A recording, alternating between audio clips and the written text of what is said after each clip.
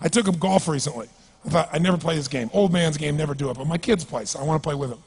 So I go out, and I do really well. I go out on this one day, and I out-power by my instructor. I'm feeling really proud. The next day, I'm not feeling so proud. I keep putting the ball in the water again. I'm so frustrated. Put down another one. Put down another one. I don't care. I don't care what my score is. Let's do it. And finally, I was getting frustrated. He's going things like, ain't it a bitch? This is golf. And I'm going, bull. I said, you're a terrible instructor. I said, because I should at least be consistent at whatever shitty level I can achieve. I said, I know I'm not Tiger Woods, but I should be able to be consistent, and you're just telling me it's difficult. Telling me it's difficult is not helping. Tell me what to do. He said, well, actually, you're only a little bit off. I said, could have fooled me. He said, no, you're about a millimeter or two off. I said, you're joking. He said, no, watch this. He said, I didn't teach you this yet.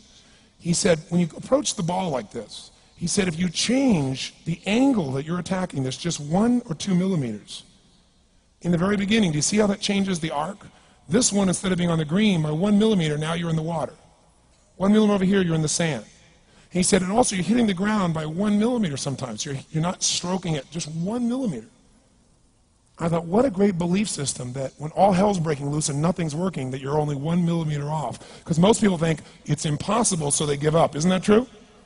And in real life, it's true. So 2 days later, I'm going to see one of my clients. I do a lot of coaching, and I have a man who's the top plastic surgeon in the world. He's going through some tough times in some aspects of his life. But this is a guy that gets paid by Sultan of Brunei $1 million to fly over and do 3 people's faces. He is the #1 plastic surgeon in the world. He can make anyone who's ugly look spectacularly beautiful. He showed me pictures of a woman who's 84 years old. He made her look 40 and gorgeous, no exaggeration. But you know what? I'm waiting for him in his office, and he's still in surgery. So he's got a new book he's creating to teach other surgeons around the world. And I'm going to, and it's got pictures of, the top 100 supposedly most beautiful women in the world's faces. And then men. I wasn't paying attention to that one. I just kept turning the pages, right? But I noticed something. He's got all these measurements. And he has mathematically calculated what it takes to make someone look gorgeous, man or woman. And it's a few millimeters. Interesting. For example, on a woman, the distance between the top part of your lip and your nose, this little distance, the measurement of that, if you're beautiful, gorgeous, is the same size as your eye. If it's 1 millimeter more, you have an average face. If it's 2 millimeters more, you are butt ugly. Okay. The difference between butt ugly and gorgeous is 2 millimeters. He's got about a dozen of these little 1 or 2 millimeter changes he makes, and it's a different person. It is unbelievable. So a very powerful belief to leave today with would be, nothing's working, I'm 1 millimeter away. What little thing going to change? And when I do, it changes everything. Because I'm heading this direction, I make this little shift. You take that out an hour from now, a day from now, a week from now, a month from now, you have a totally different destination from that direction. But the 1 millimeter change, I'll show you one of them right now. Check this out. Stay in the state of certainty. Some of you lost it. Intensify it, whatever it takes. Make your move. Come on. Make your move. Say yes. Say yes. Say yes. Say yes. Now feel that in your body. Don't let go of it.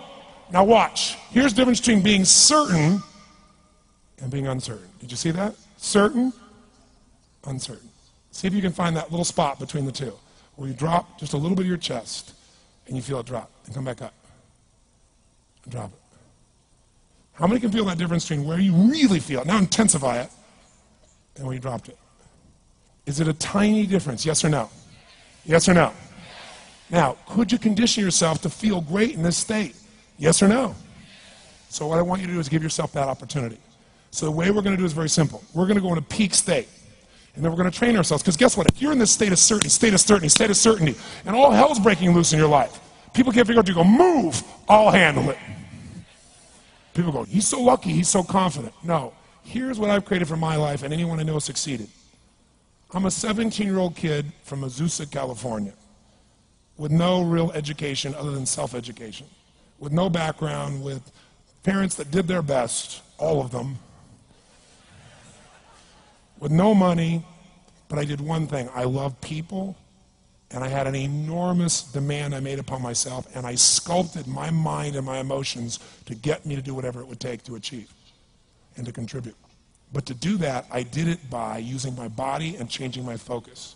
I did it by putting myself in a peak physiology and using what I call incantations. Can you train yourself to believe something, yes or no?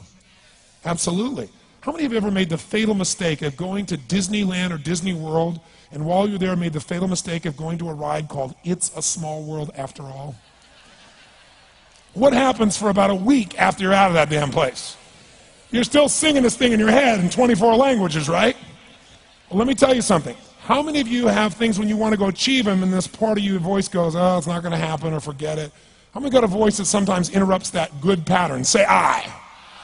And what you want to do is train a new one. So starting when I was 17, I started doing incantations, not affirmations. Affirmation, you go, I'm happy, I'm happy, I'm happy, I'm happy, I'm happy. What's the problem? You haven't changed your what? Your what? Physiology. If you don't change your physiology, you won't get anything. So an incantation is not only you speak it, but you embody what you're saying with all the intensity you can. And you do it with enough repetitions that it sticks in your head. Like It's a Small World, now the conversation in your head is always the same and it gives you what you want. So you use your body and your voice. So 17 years ago, I started doing things. I was working for Jim Rohn, this speaker, and I was 17 years old. I had long hair, minestrone soup, acne on my face. And I was trying to call on Bear Stearns type of people and convince them why they should go to this man's seminar and be more successful. I was driving a 1968 Volkswagen that I had earned at $40 a week as a janitor. The only way I did it was park far from the building and then go in, and I love people and I believe, but I put myself in state, and I was able to influence people that were far more successful than I was at the time. I would do something that I still do backstage and have done for 23 years because I don't hope I'm going to be in a good state, I demand it. So I do an incantation using my whole body. I'd say, I now command my subconscious mind to direct me in helping as many people as possible alive today to better their lives by giving me the strength, the emotion, the persuasion, the humor, the brevity, whatever it takes to show these people and get these people to change their lives now. And I would do that literally driving in my Volkswagen to a meeting in LA on the freeway for 40 minutes. People are looking at me, I'm screaming at the top of my lungs. They're going, I know he's a serial killer, I know he is. But by the time I entered that room, when two people meet, if there's rapport, the person who's most certain will always influence the other person. And I was totally certain, and they were trying to get revved up to certainty. Do you agree with this, yes or no? I do another one because I was poor. I changed my mindset. I kept doing things, but I never got beyond it. I'd say God's wealth is circulating in my life. His wealth flows to me in avalanches of abundance. All my needs, desires, and goals are met instantaneously by infinite intelligence, for I'm one with God and God is everything. And I would imagine the abundance in my life, and I would feel so grateful. And a year later, I went from making $38,000 a year to making $1 million a year in 1 year. Because successful people do what failures won't. You follow me on this? You know?